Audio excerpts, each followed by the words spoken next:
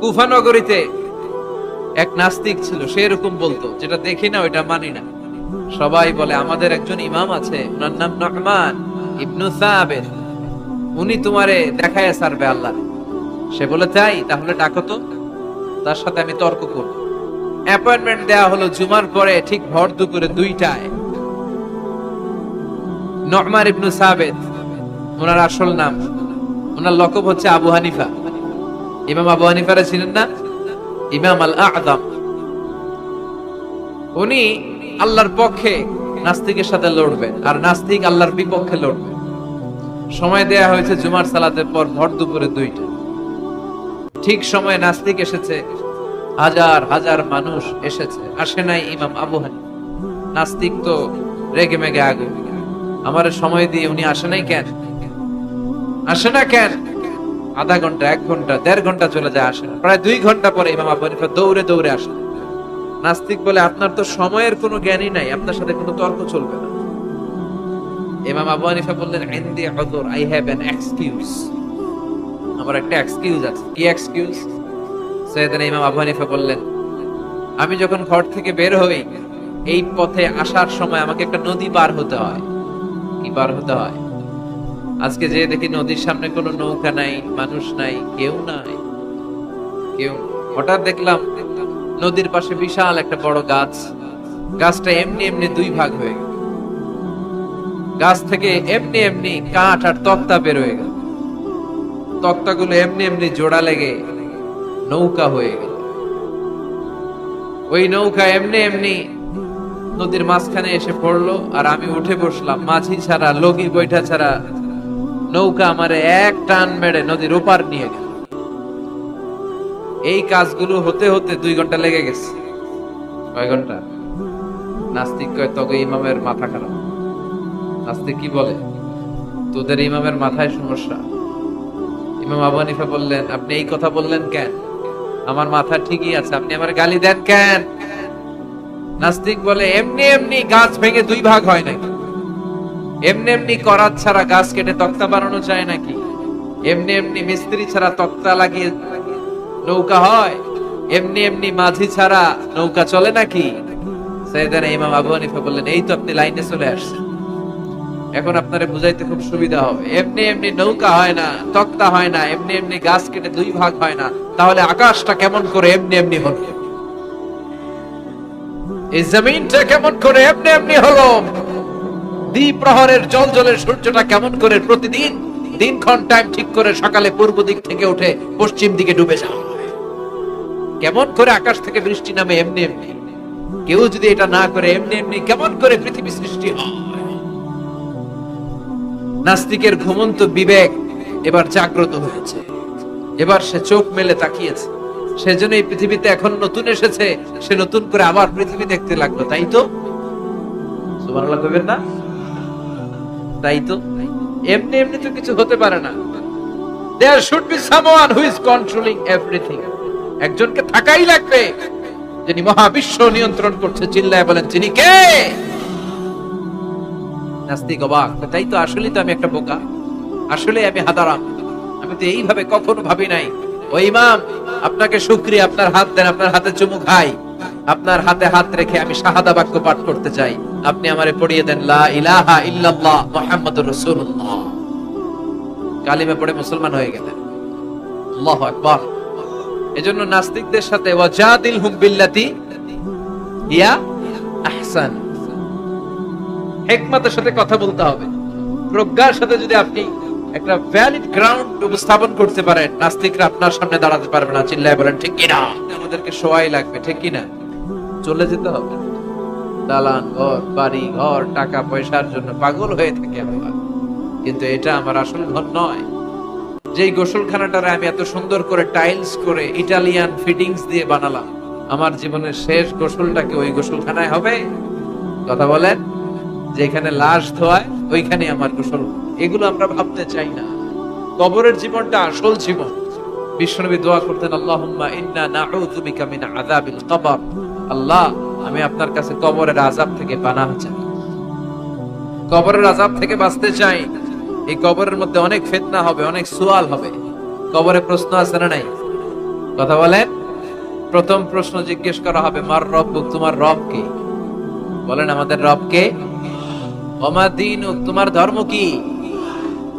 বিষ্ণুবীর চেহারা দেখিয়ে বলা হবে, তারিফু মান হাদার রাজুল, এই লোকটারে চিনো? এরপরে জিজ্ঞেস করা হবে, এগুলো কোত্থেকে শিখলা? আমরা বলবো কোরআন থেকে। ফায়ুফসাহু লাহু কবরুহু ৭০ যিরাআন, সুন্দর সুন্দর উত্তর করতে পারলে আপনার কবরটারে ৭০ হাত লম্বা করে দেন। ইফতাহু লাহু বাবুন ইলাল জান্নাহ, জান্নাতের দিকে একটা দরজা লাগিয়ে দেন। ইউলবাসু মিন লিবাসি আহলিল জান্নাহ, জান্নাতীদের পোশাক পরিয়ে দেয়া হবে। জান্নাতে যারা থাকবে তাদের পোশাক হবে পাতলা সবুজ রঙের রেশমের কাপড়ের পোশাক, যেটার মধ্যে গোল্ডের, স্বর্ণের ডিজাইন করা, এমব্রয়ডারি করা থাকবে।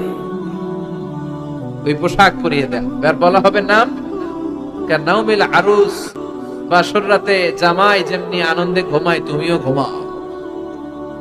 দুনিয়াতে অনেক কষ্ট সহ্য করছো, দুনিয়াতে পুলিশের দৌড়ানি, র্যাবের দৌড়ানি, আছে না নাই?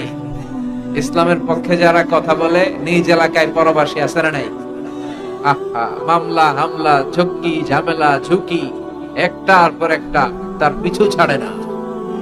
সেদিন হিসেব উল্টে যাবে। কথা বলেন। এবার ওদেরকে প্রশ্ন করা হবে, তুই ক মার রব্বুক? কয় আমি জানি না। কি জানোস? কয় কিছুই জানি না। কি যে জানি না ওইটাও জানি না।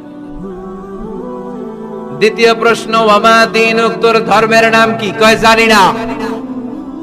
ফেরেশতারা কয় আর প্রশ্ন বাকি একটা, তারপরে আঙ্গ খেলা শুরু।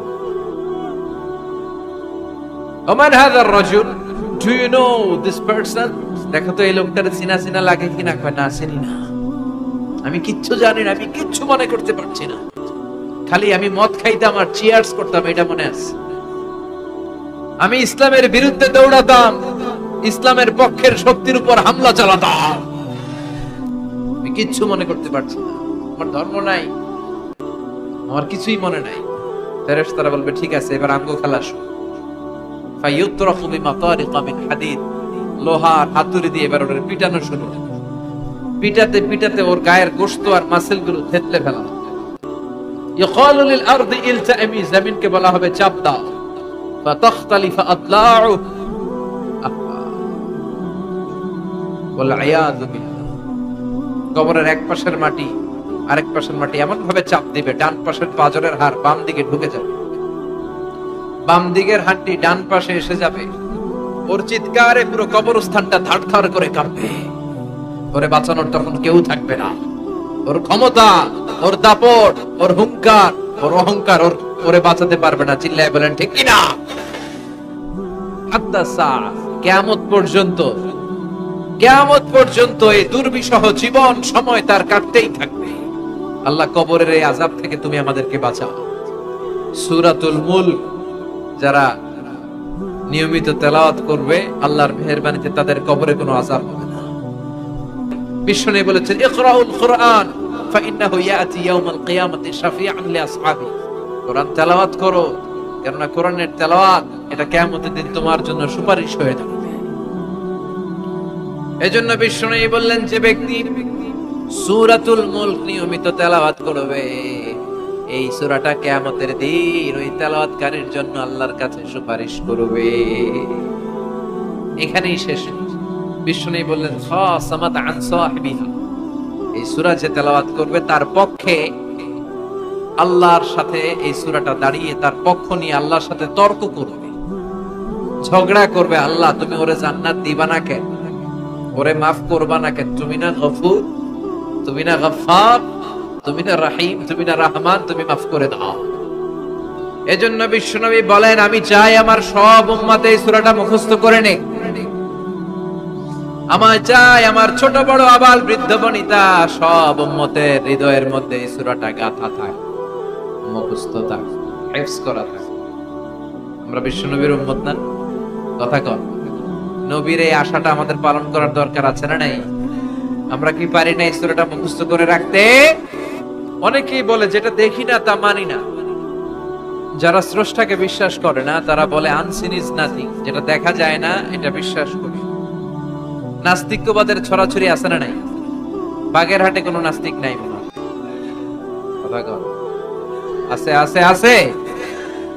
এত দাড়ি টুপি এগুলার ভিতরে ঢুকে কেমনে? ওগুলো পিছনে পিছনে থাকে, এগুলো আজীবন পিছনে পিছনে থাকবে। কথা বলে ইয়াং যুবক যারা আছো, তোমরা একটা বই পড়বে, প্যারাডক্সিক্যাল সাজিদ। আমাদের সবার চোখ খুলে দিবে এই সূরাটা। আমাদের ঘুমন্ত বিবেককে জাগিয়ে তুলবে এই সূরাটা। যারা বলে যে স্রষ্টাকে দেখা যায় না, তাদের জন্য এই সূরাটা একটা মেডিসিন। আল্লাহ কেমন যেন এই সূরায় বলতে চায়, ওপেন ইউর আই, তুমি তোমার চোখ খোলো না একটু। You must find your God, তুমি তোমার আল্লাহরে খুঁজে পাবে। আপনি আকাশের দিকে তাকান, বাতাসের দিকে তাকান, জমিনের দিকে তাকান, আল্লাহরে খুঁজে পাবেন। সাইয়েদনা ইব্রাহিম তারার দিকে তাকালেন, বললেন মনে হয় এটাই আমার রব। পরে দেখে তারা নাই, কয় না না, আমার রব তো আমার ছেড়ে চলে যেতে পারে। সাইয়েদনা ইব্রাহিম চাঁদ দেখলেন, পূর্ণিমার চাঁদ দেখে ভাবলেন তাইলে এটা তো তারার চেয়েও বড়, মনে হয় এটা আমার রব। পরে দেখলেন চাঁদও নাই। সাইয়েদনা ইব্রাহিম কয় আমিও আপনার লগে নাই। এরপরে সূর্য, গগন বিদারী সূর্য পুরো জমিনটারে আলোকিত করে ফেলল। উনি বললেন হাদা আকবার, সূর্য অনেক বড়, তাহলে এটা আমার রব। পরে বিকেল বেলা যখন সূর্য ডুবে যায়, সাইয়েদনা ইব্রাহিম কয় না, আমার রব তো আমার ছেড়ে কোথাও চলে যেতে পারে। তখন তিনি চিন্তা গবেষণার মধ্য দিয়ে মহা সত্যের খোঁজ পেলেন। সুবহানাল্লাহ। ঝর্ণা দেখছেন কেউ কোনোদিন? বাগেরহাটে আছে? কোথায় যেয়ে দেখছেন? সিলেটে, হিমছড়িতে। আহা, ঝর্ণার সামনে দাঁড়ালে বোঝাই যায় একজন এটাকে নিয়ন্ত্রণ করছে। একজন আছে, একজন থাকা লাগবে, একজন থাকা চাই, যাকে ছাড়া মহাবিশ্ব এত সুন্দরভাবে চলতে পারে না। সাগরের দিকে তাকান। কক্সবাজারে গেছেন আপনারা? আহা, কি ক্ষুদ্র আমি, কি তুচ্ছ আমি, কি নগণ্য আমি। যখন আমার অলমোস্ট প্রতি সপ্তাহে কক্সবাজারে ফ্লাইট থাকে, আমার কক্সবাজারে অনেক প্রোগ্রাম থাকলে আমি বিকেলে আগে সাগরের সামনে চলে যাই, নিজে যে কত ছোট এটা দেখার জন্য। বঙ্গোপসাগরের সামনে দাঁড়ালে আয়রে নিজের কি ইয়াতিম লাগে, কি ছোট্ট আমি, কি সাগরের তর্জন তর্জন। হিমছড়িতে যখন যাই, সিলেটের মাধবকুণ্ডে যখন যাই, মালয়েশিয়াতে মাঝে মাঝে যাই, ক্যামেরন হাইল্যান্ডে কিছু ওয়াটারফল আছে। আল্লাহু আকবার, এই ঝর্ণার আওয়াজের মধ্যে মনে হয় যেন আল্লাহর জিকির শোনা যায়। ঠিক কি না?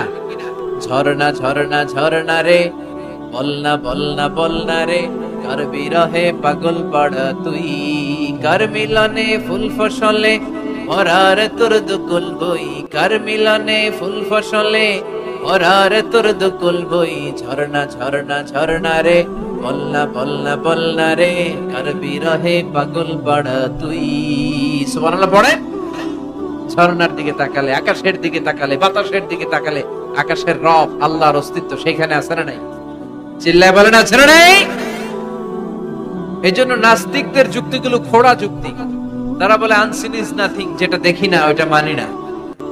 এরকম কিছু গাধা আছে না নাই? হাদারা উল্লুকা পাঠা, যেটা দেখি না ওইটা মানি না। আচ্ছা বলেন তো, আমরা কোনোদিন আমেরিকা দেখছি সরাসরি? কথা কয় না। টিভিতে দেখছি, বইতে দেখছি আমেরিকার ছবি, কিন্তু সরাসরি এটা আমেরিকা দেখছি? তাই বলে আমরা আমেরিকা মানি না? কথা বলে নাস্তিক যারা কথা বলে, এরা বাতাস দেখতে পায়? উত্তর দেন, বাতাস দেখা যায়? তো নাস্তিকের যারা দল, নাস্তিকের গোষ্ঠী, ওরা কি বাতাসকে মানে না? তাহলে ওদের যুক্তির কোনো গ্রাউন্ড আছে? কোনো গ্রাউন্ড না। যেটা দেখা যায় না এটা নাকি ওরা বিশ্বাস করে। আল্লাহ বলেন সৃষ্টির দিকে তাকা, নজর করে দেখ, আমি আল্লাহর নিদর্শন আছে। সুবহানাল্লাহ পড়েন। এই নাস্তিকদের জন্য অনেক দিক নির্দেশনা, ডোজ, মেডিসিন আল্লাহ সূরার ভেতরে দিয়েছে। সূরাটার নাম সবাই বলতে হবে। সবাই বলেন, সবাই কইছেন? সূরার নাম সূরা মুলক। চিল্লায় বলেন কি নাম? সূরাতুল মুলক। আল্লাহ শুরু করছেন, তাবারাকাল্লাযী বিয়াদিহিল মুলকু ওয়া হুয়া আলা কুল্লি শাইইন কাদির। সুবহান সেই সত্তা যার হাতে ক্ষমতা, আর তিনি সব বিষয়ের উপরে ক্ষমতাবান। পড়েন সুবহানাল্লাহ। তাবারাকাল্লাযী, সুবহান সেই সত্তা, বিয়াদিহিল মুলকু, যার হাতে সব ক্ষমতা, ওয়া হুয়া, আর তিনি, আলা কুল্লি শাইইন কাদির, সব বিষয়ে ক্ষমতাবান। তিনি কে? বিয়াদিহিল মুলকু, তার হাতে ক্ষমতা। চিল্লায় বলেন তো কার হাতে? বিশ্বাস হয়? কিন্তু আমরা কিন্তু প্রায়শই বলি সকল ক্ষমতার উৎস জনগণ। এভাবে রাষ্ট্রীয়ভাবে কিছু কুফরি আমাদেরকে শিক্ষা দেওয়া হয়, চিল্লা এখন ঠিক কিনা? রাষ্ট্রীয় কুফরি। সকল ক্ষমতার উৎস জনগণ নয়, সকল ক্ষমতার উৎস একজন। চিল্লায় বলেন তিনি কে? আপনি নিজের একটু নিজের জিজ্ঞেস করেন তো যে আপনার ক্যাপাসিটি কতটুকু? আমার ক্যাপাসিটি আসলে কতটুকু? আমি আসলে কতদূর করতে পারি, কতদূর ক্ষমতা আমার আছে? একটু জিজ্ঞেস করে দেখ। ডায়রিয়া যাদের হয় 5 বার 7 বার 10 বার যদি টয়লেটে যাওয়া লাগে, ওর চেহারার দিকে আর তাকানো যায়? নিজেকে দিয়ে ভাবেন, যেদিন আপনার পেট মোচড় দিয়ে ডায়রিয়া হয়েছে, 7 বার 8 বার ইমোটিল ট্যাবলেট খাওয়ার পরে, স্যালাইন খাওয়ার পরেও ভালো হচ্ছে, 10 বার 12 বার যেতে যেতে চেহারাটা সাদা হয়ে যাচ্ছে, গায়ে কোনো শক্তি নাই, এরপরে 3-4 জন কাঁধে করে টয়লেটে ঢুকায়। কত লিমিটেড পাওয়ার আমাদের, কত দুর্বল। 5 বার টয়লেটে গেলে চেহারার দিকে তাকানো যায়, চেহারা বেস্টি মেরে থাকে। সে নাকি ক্ষমতার মালিক। আল্লাহ বলেন ওয়াখলিকাল ইনসানু দাঈফা, তোদেরকে আমি দুর্বল করে বানিয়েছি। শুধু আমরাই দুর্বল না, আমি দুর্বল, আমার বাপ দুর্বল, আমার দাদা দুর্বল, আমার 14 গোষ্ঠী দুর্বল। আমরা দুর্বলের ঘরের দুর্বল। সবল হচ্ছে একজন, তিনি কে? এজন্য সকল ক্ষমতার উৎস কোন দৃষ্টিতে, কোন যুক্তিতেই টিকে না যে সকল ক্ষমতার উৎস নাকি মানুষ। এই কথাটা যুক্তির আলোকে টিকে? সকল ক্ষমতার উৎস কে? কি ক্ষমতা আছে আমাদের? কোনো ক্ষমতাই নাই। আজকে কেউ যদি পেছন থেকে চিৎকার দিয়ে বলে হুজুর প্যান্ডেলে সাপ, মজা করে বলছি, এতেই অনেকে খুঁজতেছে কই সাপ, কই সাপ। দেখছেন ক্ষমতার মালিক নাকি আমি? আর আসলে যদি 3-4টা সাপ ফস করে, সাপ বাদ দেন, ভাউয়া ব্যাং চিনেন অথবা কোলা ব্যাং? বাগেরহাটে কি বলে, কি করে? খালি লাফায়। 10টা ভাউয়া ব্যাং, 2টা স্টেজে আর 8টা প্যান্ডেলে ছেড়ে দেওয়া হবে, অবস্থাটা কি হবে জানেন? ভাউয়া ব্যাং আর কি লাভ দিবে? এর চেয়ে বড় লাভ দিবেন আপনার। এর চেয়ে উপর লাফাইতে লাফাইতে আমরা ভাগ। এই হচ্ছে আমাদের অবস্থা। নিজেকে একটু জিজ্ঞেস করেন যে how much capacity I belong, কতটুকু ক্ষমতা আমার আছে। আহা, মাঝে মাঝে বাসে যখন আমরা চড়ি পেশাব চাপে না? কথা বুঝতেছে না বোধহয়? আমরা বাসে করে সফরে যাচ্ছি, পেশাব চাপে না? চাপে। ড্রাইভাররে অনুরোধ করার পরে ড্রাইভার বলে এই বাসের নিয়ম হচ্ছে ঢাকা টু কক্সবাজারে থামবে একবার। কয়বার? আরো 20 কিলোমিটার পরে ওইখানে থামানো হবে। ওই বেটার যান যায় যায় পেশাবের চাপে। এরকম পরিস্থিতিতে আমরাও জীবনে কালে ভদ্রে 2-1 পড়েছি কিনা? ওই সময়ের কথাটা একটু খেয়াল করেন যে আপনার কি অবস্থা হয়েছিল তখন। সে নাকি ক্ষমতার মালিক। তুফান, ঝড়, জলোচ্ছ্বাস, ভূমিকম্প হলে টের পাওয়া যায় আমরা কত দুর্বল। বাগেরহাটে মনে ভূমিকম্প হয় না? হয়। মাঝে মাঝে মাঝরাতে 3টায়-4টায় ভূমিকম্প হয় না? লোকজন দৌড়, কেউ লুঙ্গি সহ দৌড়, কেউ লুঙ্গি থুইয়া দৌড়, কারণ আগে জান বাঁচাতে হবে, এটা ফরজ। কি বিপদে আমরা পড়েছি। দৌড়, দুধের বাচ্চাটা পড়ে থাকে, ওরে কোলে নিয়ে দৌড় দিব, নাকি স্ত্রীকে ডাকবো, নাকি ভাড়াটিয়াদেরকে উঠাবো, নাকি ছাদ থেকে নিজেই লাফ দেব? ভূমিকম্প যখন শুরু হয়, আমেরিকায় যখন ভূমিকম্প শুরু হয়, ডোনাল্ড ট্রাম্প যে বিল্ডিং এ থাকে, ডোনাল্ড ট্রাম্প মনে হয় দৌড় দেন। কথা বলেন, লাইভ বুঝেন? সরাসরি সম্প্রচারের প্রোগ্রাম। তো লাইভ প্রোগ্রাম, উপস্থাপক বসে আছে এদিকে, এদিকে অতিথিরা। ইন দ্য মিন টাইম শুরু হয়েছে ভূমিকম্প। উপস্থাপক মাইক থুইয়া দেয়, অতিথিরা ওঠে নাই, অতিথিরা বসে আছে, কারণ মেকআপ টেকআপ সব শেষ, ক্যামেরা রেডি। একটু পরে ভূমিকম্প আরো বেড়ে গেল, এবার অতিথিরাও দৌড়। কি অসহায়, কি দুর্বল। ভূমিকম্প যখন শুরু হয় মানুষগুলো খালি দৌড়ায়, খোলা মাঠে যেতে চায়। বিল্ডিং টাওয়ার গুলো যেন গায়ের উপর থপাস করে না পড়ে বাঁচতে চায়। কি চায়? বাঁচতে চায়। যার বাঁচার জন্য লড়াই, ও নাকি ক্ষমতার মালিক। এটা বিশ্বাস করবে কেউ? কক্সবাজারে যখন তুফান শুরু হয়, জলোচ্ছ্বাস শুরু হয়, ওখানে একটা দ্বীপ আছে, পাহাড়ি দ্বীপ, নাম মহেশখালী। ওইখানে বৌদ্ধদের স্বর্ণ মন্দির আছে।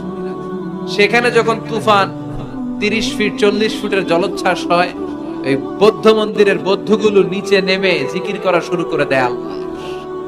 এই বিমানবালাগুলো লিপস্টিক মেখে নিজেকে মেকআপ করে প্রদর্শন করে, কারণ তাদের সৌন্দর্যটাই হচ্ছে এখানে আসল জিনিস। সৌন্দর্য না থাকলে এদেরকে এয়ার হোস্টেস বানায়। আমরা সিটে বসলাম, ইনস্ট্রাকশন দিল বিমানটা এখন টেক অফ করবে। ইন দ্য মিন টাইম এই মেয়েটা মাইক্রোফোন হাতে নিয়ে বলতে আরম্ভ করলো, ভদ্র মহিলা এবং ভদ্র মহোদয়গণ, আপনারা আপনাদের সিট বেল্ট গুলো বেঁধে নিন। এখনই আমাদের উড়োজাহাজটি শাহজালাল আন্তর্জাতিক বিমানবন্দর থেকে 14,000 ফিট উপর দিয়ে যশোর বিমানবন্দরে উদ্দেশ্যে ছুটবে। আল্লাহু আকবার, আল্লাহু আকবার, আল্লাহু আকবার। তো আমি ঘাড় ঘুরে তাকাইলাম, কি রে আল্লাহু আকবার পড়ে গেলাম। পরে তাকিয়ে দেখি ওই মেয়েই পড়তেছে, কাগজের মধ্যে লেখা। অবাক হলাম, যার চলাফেরা এরকম, বেশভূষা এরকম, এই মেয়েটা এখন আল্লাহু আকবার, আল্লাহু আকবার, আল্লাহু আকবার পড়ছে। আর পড়ছে শুদ্ধ অশুদ্ধ মিলিয়ে, সুবহানাল্লাযী সাখখারা লানা হাযা ওয়া মা কুন্না লাহু মুকরিনিন। আমি মিলাতে পারলাম না যে আল্লাহু আকবার পড়ে কেন। পরক্ষণে আমি বুঝলাম যে এইমাত্র বিমানটা গ্রাউন্ড ছেড়ে দিয়ে 14,000 ফিট উপরে উঠে যাবে।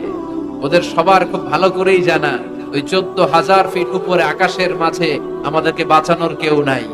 কেউ আমাদেরকে, পুলিশ আমারে বাঁচাতে পারবে না, এয়ারলাইন্স এর ম্যানেজার আমারে বাঁচাতে পারবে না, কোন সিকিউরিটি আমারে বাঁচাতে পারবে না, ফায়ার সার্ভিসের ওরা আমাকে বাঁচাতে পারবে না। ওই 14,000 ফিট উপর থেকে আমারে বাঁচাতে পারে একজন, চিল্লায় বলেন তিনি কে? খুব ভালো করে জানে, হিসাবটা খুব সহজ। এজন্য ওঠার আগে আল্লাহু আকবার লাগে, আর নিচে নামলেই দুম্মা চলে দুম। আছে না নাই? Jerry.